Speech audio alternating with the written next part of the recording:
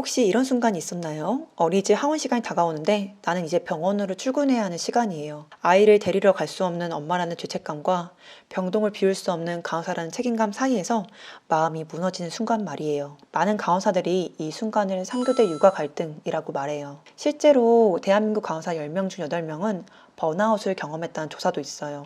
그리고 그중 상당수가 이직이나 사직을 고민하는 결정적인 시점이 바로 이런 시간의 충돌 순간이라고 이야기해요. 오늘은 누군가의 눈물이 아니라 데이터로 3교대 육아의 현실을 함께 들여다보려고 해요. 하지만 이 이야기는 누군가의 약함이나 실패에 대한 이야기가 아니에요. 지금 현장에서 버티고 있는 수많은 간호사들의 이야기예요. 얼마 전 이런 사연을 받았어요.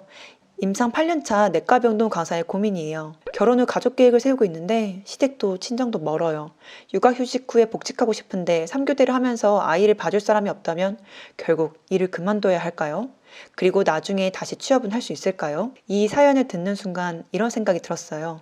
이건 한 사람의 문제가 아니라 지금 현장에서 일하고 있는 수많은 간호사들의 이야기일지도 모른다는 생각이었어요. 지금 이 영상을 보고 있는 20대, 30대 간호사분들 중에서도 이거 내 이야기인데? 라고 느끼는 분들이 분명 계실 거예요. 보건복지부의 2023년 보건의료인력 실태조사를 보면 비활동 간호사의 72.9%가 이직 및 퇴사 사유로 과도한 노동시간과 교대 근무를 뽑았어요. 특히 육아 가사 병의 어려움은 매년 상위권을 차지해요. 그래서 우리는 여기서 한 가지 질문을 던질 수밖에 없어요. 왜 숙련된 8년차 간호사가 개인의 선택이 아니라 환경 때문에 사직을 고민해야 할까요? 이제 숫자로 한번 볼게요. 3교대 간호사가 육아를 할 때 마주하는 물리적인 벽이에요. 통상적인 데이 근무는 아침 6시 30분 출근이에요. 하지만 어린이집 등원 시간은 대부분 7시 30분 이후예요. 이 1시간 때문에 누군가는 새벽 6시에 집으로 와야 하고 누군가는 아이를 깨워 입히고 먹여 보내야 해요. 이브닝 근무는 더 어려워요. 오후 1시 출근, 밤 11시 퇴근이에요. 아이가 깨어있는 시간 대부분을 함께 할 수 없어요. 밤 11시에 퇴근해 이미 잠든 아이의 얼굴을 보는 순간 많은 워킹맘 간호사들이 내가 지금 제대로 살고 있는 걸까? 라는 생각을 하게 된다고 말해요. 이건 개인의 의지 문제가 아니에요.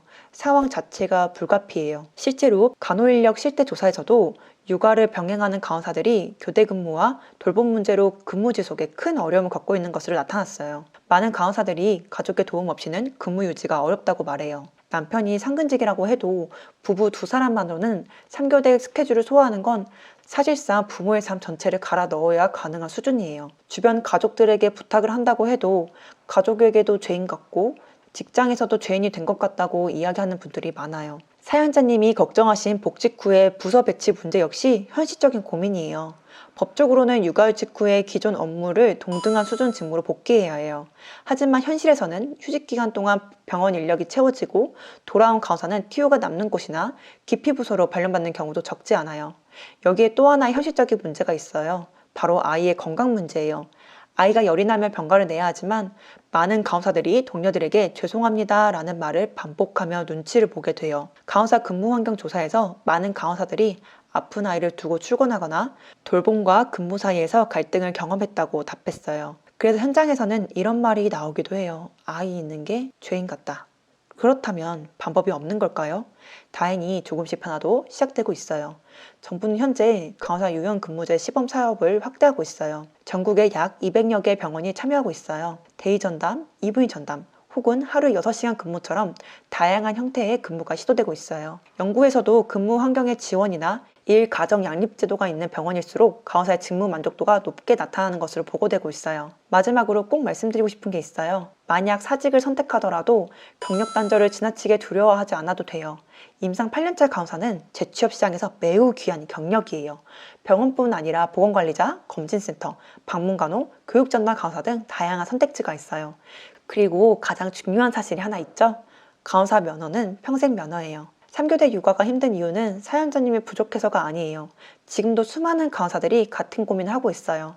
어떤 분은 잠시 쉬어가기도 하고, 어떤 분은 근무 형태를 바꾸기도 하고, 어떤 분은 새로운 길을 선택하기도 해요. 하지만 한 가지는 분명해요. 엄마가 되었다고 해서 간호사의 전문성이 사라지는 건 아니에요.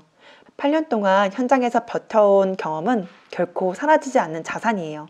그 시간은 누군가의 생명을 지켜온 시간이었고 그 경험은 어떤 형태로든 앞으로 삶 속에서 계속 이어질 수 있어요. 그리고 무엇보다도 한 가지는 꼭 말씀드리고 싶은데요. 아이에게 너무 미안해하기만 할 필요는 없어요. 누군가를 돌보는 직업으로 선택한 사람이라면 그 마음은 이미 아이에게도 충분히 전해지고 있기 때문이에요. 우리는 좋은 강사가 되기 위해 애쓰고 또 좋은 엄마가 되기 위해서도 애써요.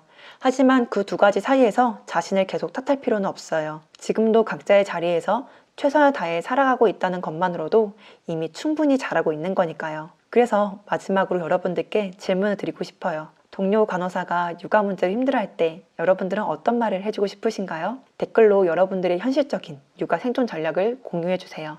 여러분들의 경험이 지금 고민과 걱정을 하고 있는 누군가에게 다시 버틸 힘이 될 수 있어요. 그럼 오늘 영상도 이만 안녕!